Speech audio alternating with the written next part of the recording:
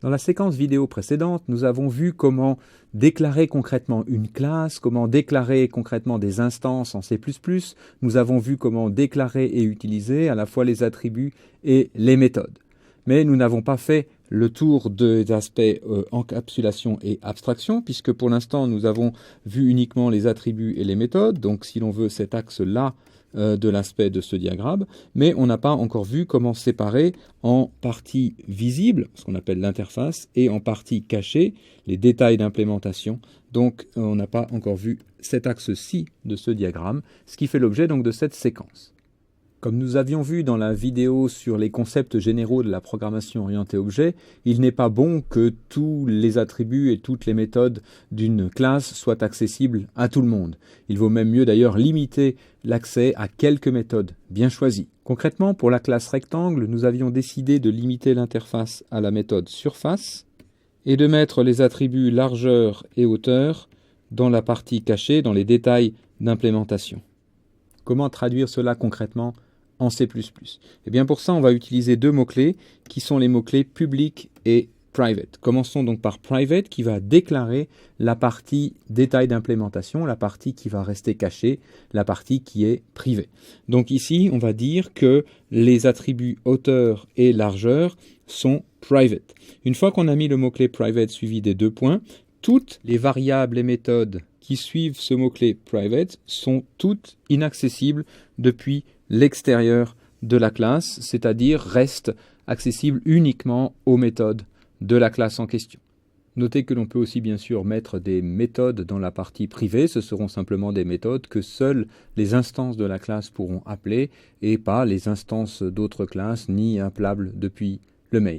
Inaccessible depuis l'extérieur de la classe, cela veut concrètement dire que, par exemple, si dans le main ou dans une autre classe, on déclare comme ceci une instance rect de la classe rectangle et que l'on cherche, par exemple, à accéder directement, disons ici, à la hauteur, alors à ce moment-là, vous aurez le message que vous essayez d'accéder à, par exemple, hauteur et que c'est privé, donc vous aurez un message du compilateur. Vous ne pouvez pas le faire, cette partie is private.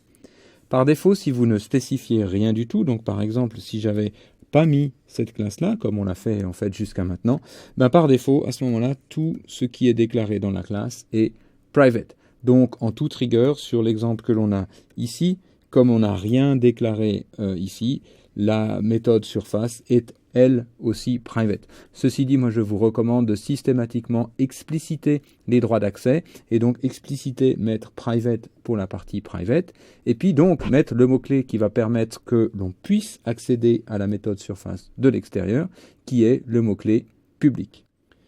Donc par exemple ici on veut que la méthode surface soit accessible à tous, soit visible de l'extérieur, fasse partie de l'interface et donc on rajoute le mot-clé public suivi des deux points, et comme le mot-clé private, tout ce qui est depuis le mot-clé public jusqu'à un autre mot private est à ce moment-là dans la zone de l'interface, est accessible au public, est accessible de l'extérieur de la classe. Concrètement, si je reprends l'exemple précédent où, par exemple, dans le main, on avait déclaré une instance rect de la classe rectangle, eh bien, je pourrais, dans ce main, avec une variable, donc par exemple zDouble qui aurait déjà été déclarée au préalable, appeler la méthode surface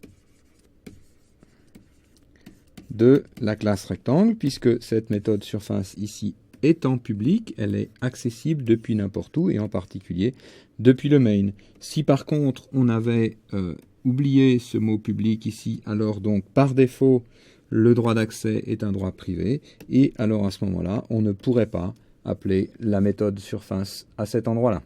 C'est exactement pour ça que dans la vidéo précédente, nous avions dit que l'exemple que nous vous donnions n'était pas tout à fait exact, comme nous n'avions pas précisé de droit d'accès, tout était en privé, et donc nous n'avions pas le droit d'accéder aux attributs et aux méthodes depuis le main.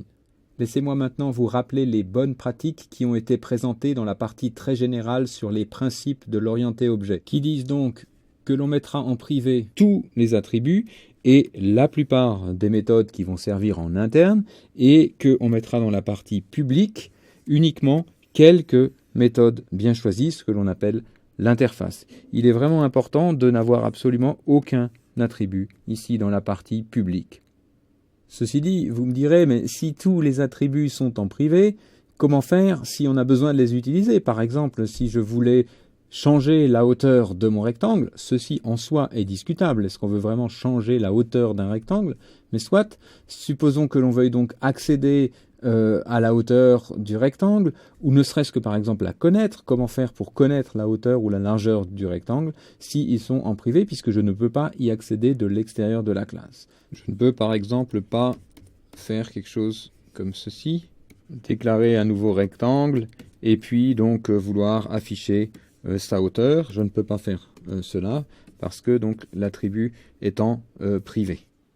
Pour cela, on va mettre dans l'interface les méthodes que nous estimons nécessaires pour manipuler les attributs en modification ou en consultation. Donc par exemple, une méthode pour accéder à la hauteur, par exemple une méthode pour modifier la largeur. Par exemple ici, on voudrait une méthode qui permet d'accéder à la valeur de la hauteur, et on écrirait alors quelque chose comme ça, au travers donc d'une méthode getHauteur. J'insiste sur le fait que cette partie de la conception est extrêmement importante.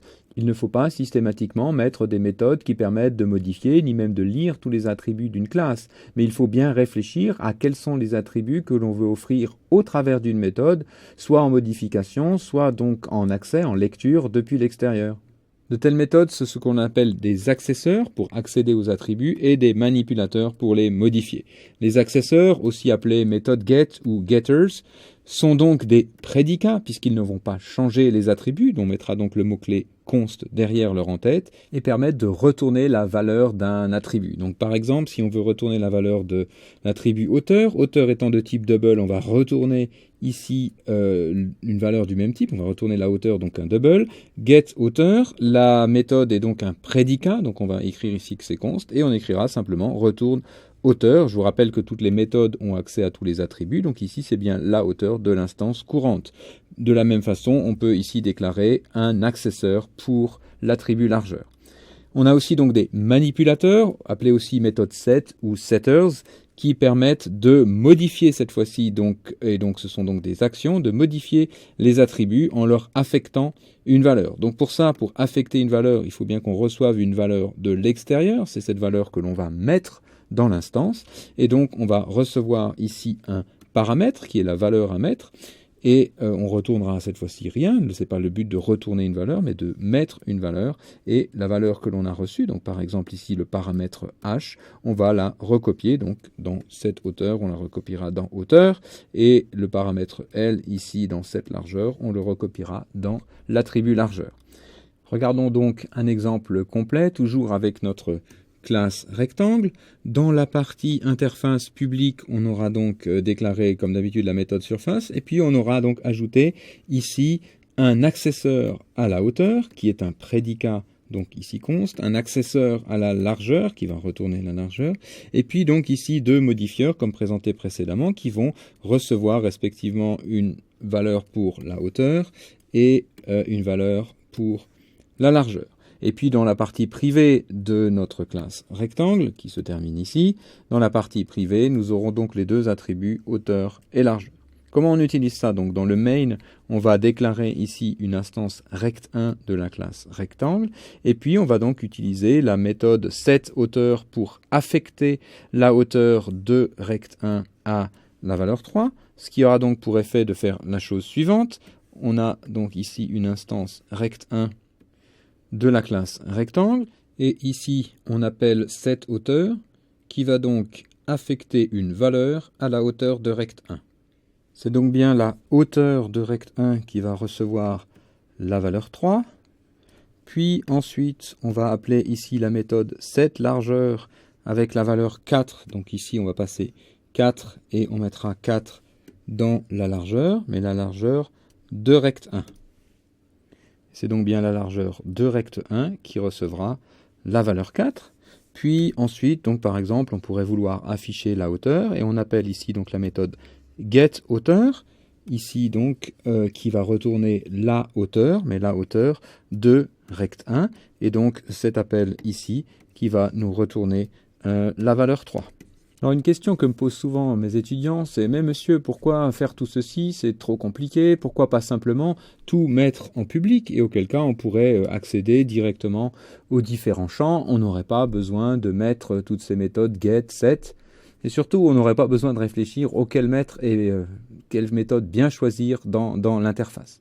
Mais si on fait ceci, et supposons donc par exemple qu'on ait aussi un label qui donne un nom, par exemple au rectangle, ou qui est un outil dont on a besoin en interne. Dans ce cas, on pourrait tout à fait donc déclarer des instances comme ça rect de la classe rectangle et directement écrire rect.hauteur, par exemple, égale moins 36, mettre donc des hauteurs qui ne sont pas vérifiées, qui ne sont pas valides. Ici, on n'a absolument aucun contrôle sur ce que fait un autre programmeur utilisateur de la classe par rapport à la représentation donc de cette classe. Alors que si l'on obligeait les programmeurs utilisateurs de notre classe à passer par des méthodes, donc par exemple ici une méthode setHauteur, on aurait toute latitude pour vérifier les données que l'on a reçues, pour garantir l'intégrité de nos données, l'intégrité de nos rectangles. Donc, par exemple, ici, avec un test sur la valeur reçue, par exemple, si elle est inférieure ou égale à 0, bon, alors on gérerait l'erreur ici avec un message d'erreur, ou peu importe. Et puis, donc, si on a reçu quelque chose de correct, alors seulement dans ce cas-là, on peut transmettre la valeur reçue h à notre hauteur, ce qui garantit donc que notre rectangle a toujours une hauteur qui fait sens. Pour prendre un autre exemple, on aurait donc aussi accès à tous les attributs, donc par exemple des attributs plus sophistiqués comme le label ici, et donc on aurait accès à toutes les méthodes de ces attributs, donc par exemple ici à la méthode size de ce label, et puis donc imaginez que vous avez donc écrit 300 lignes de code comme ça qui utilisent le label de rectangle, et puis qu'un jour le programmeur de la classe rectangle décide de changer ce label, donc jetez vos 300 lignes de code pour réécrire d'autres lignes. Alors que si vous vous limitez à l'utilisation de l'interface qui a été spécifiée au préalable et qui ne doit pas être changée, si donc vous utilisez en externe l'interface qui a été spécifiée et que donc le programmeur de la classe lui décide de changer ses labels libre à lui, c'est lui qui devra tout reprogrammer dans sa classe. Vous, comme vous utilisez que l'interface, vous n'aurez rien d'autre à modifier. Vous pourrez donc continuer à utiliser la classe avec vos lignes de code que vous avez écrites jusqu'ici.